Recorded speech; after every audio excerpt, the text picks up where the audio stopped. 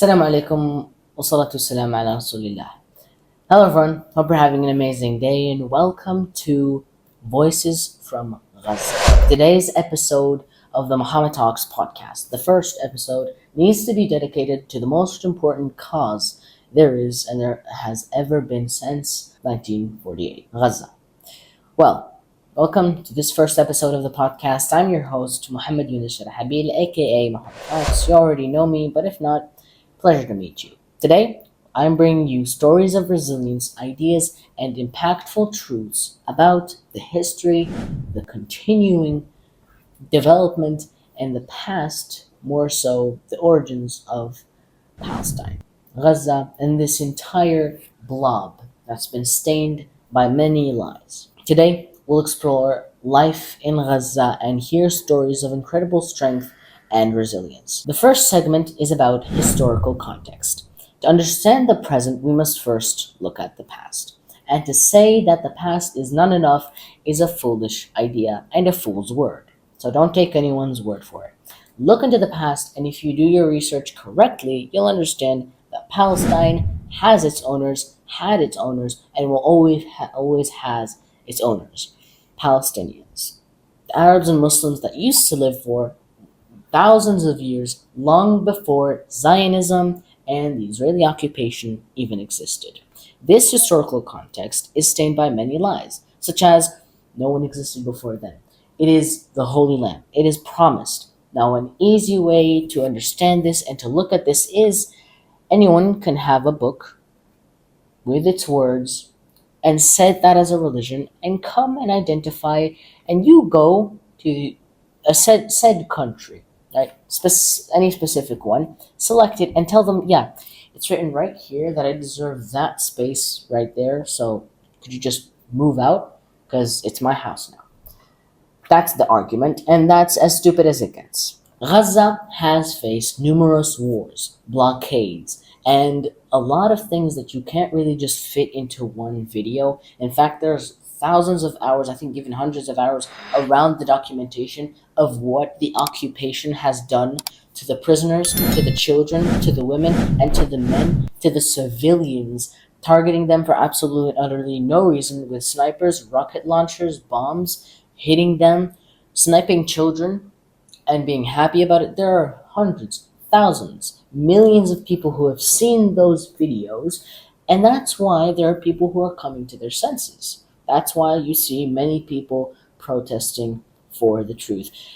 The present of this so-called situation, which is really not a situation, it's an occupation, an invasion, is genocide, using bombs, bombing, carpet bombing, destroying and leveling houses, streets, and entire cities in Gaza.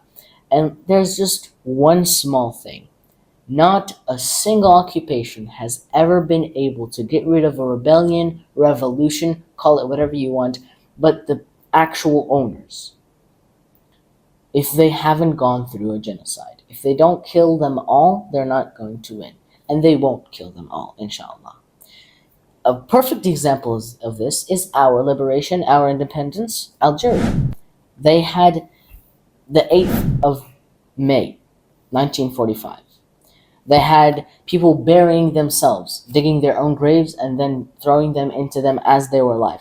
There were many things done, but if the genocide continues, that's the only way to go forward for any occupation. And that has been seen throughout history. Segment 2. Life under the blockade. Life in Gaza is tough. There are thousands of people, maybe even millions, who are trying to get their food, trying to get their supplies, trying to get as much help as they want and as they can. What's most important is that they need their necessities, which they don't. No electricity, no gas, no water, no food, no help, no nothing. If you put an animal in these circumstances, they will die within the week, the month. You may be wondering how have the Palestinians, the Gazans lived this long? Their sheer perseverance. Throughout these challenging times, I have seen many videos that show Gazan children developing, inventing, creating something new to help their small village, their small group of people, their small camps, refugee camps that the occupation bombs anyways. There are Palestinian children, there are inventors, there are minds in Palestine right now, thinkers, geniuses that are under rubble because of what? Because of occupation. Barbaric, inhuman occupation. Think about it, you might be killing the next Einstein or even better, and you don't care. Just that easy to be inhuman and to be a Zionist.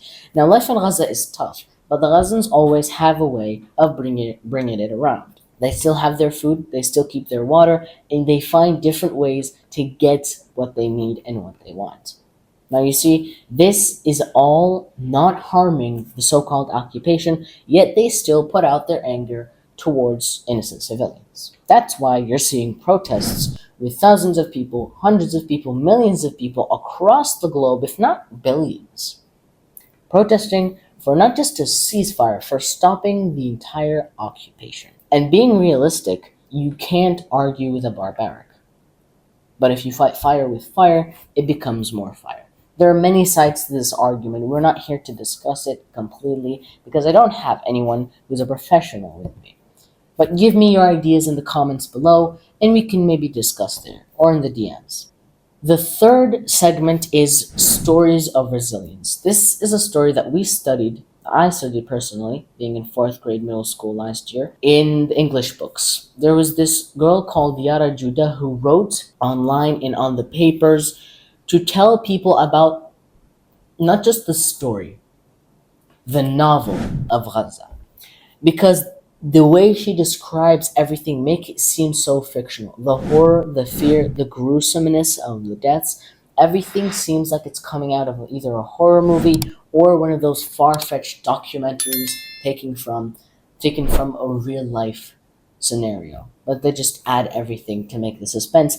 In fact, Gaza is the only horror movie that everyone's watching live right now. The only war movie that everyone's watching live right now, with nothing to do about it. And then we say, why is history repeating itself? It's because there are people who refuse to notice repetition, who do the exact same thing and expect different results, quote unquote, crazy, insane lunatics. This story, Yara Judah, she's a Ghazan woman who wrote for the world. She dreamed of being a traveler, going through different parts of the world and to them and going to them and learning about them and spreading the Ghazan everything, culture, knowledge, ideas, and the story. The same way you would spread anything you know. Her goal was to share the experience of many children she left behind of Gaza. And that's a resilient story, if I've ever heard one. To be growing up in rubble. There are children who dream to be doctors because they want to help the people that they're seeing suffering. There are people who can't stop learning, they can't stop wanting to learn, but they don't have the abilities, the means to, because, yeah, you guessed it, they destroyed the schools, the universities, the teachers, the doctors. They destroyed and killed everyone and everything. So how do you expect them to evolve? Well, thanks to the help of the few people that take action.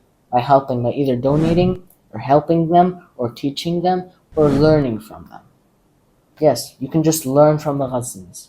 An easy way for perseverance and not stopping. It's not hard what they do, yet you see it every day, and it's not something that should be normalized. Segment 4, International Perspective.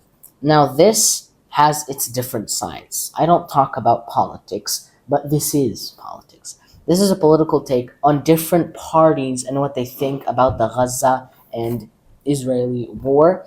This is not a war, this is a revolution. The same way they started to taint our revolution, they're trying to taint theirs. This isn't a war because a war is between two countries with military bases and with complete ability. When you take a limb off another person and then ask them to fight, I don't think that's a fair fight. And I don't know what you guys think.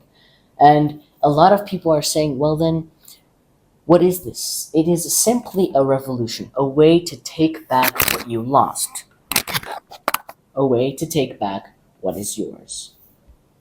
The international perspective of this is, well, for the leaders, there are many who don't bat an eye to this situation, and by neglecting it, you are refusing to help, and by refusing to help, you're indirectly killing people. There is this thing going on which is called boycotting. Maybe you've heard of it, hopefully, you're doing it, and there are many people who don't support this as well. There are many people who are said to have knowledge in many areas of life, even being Muslims, who don't boycott. You see, this is where you understand that a human is a human. Doesn't matter where they come from and where the ideas are. Well, what's next for the Gazans? Another bombing? Another destruction? Let's hope not. The only way to stop this is to call for an immediate ceasefire, to help people, to destroy everything that's trying to destroy them, basically to keep the people safe.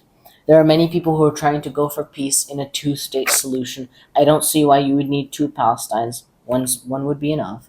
There are many people claiming that if you can have one state, why not allow the other people to join? I don't know why, but no one said that Palestinians were neglecting anyone. But yeah, there's many ways and many unions, many corporations, many lobbies trying to set a peaceful ending, peaceful to one side and horrific for the other. Like, yeah, just send them a little bit south so we can finish clearing everything, and then we'll bring them back up, surely. Thank you for listening, not just to me, but to the voices of Gaza. This was but a small drop of what's actually happening on a daily basis, on a monthly basis, ever since 1948, and even before. Because this started way longer than you think it has. Zionism is the death to everyone and everything, except for the one on top. It's a pyramid scheme. Hope you're having an amazing day. Stay careful out there. See ya.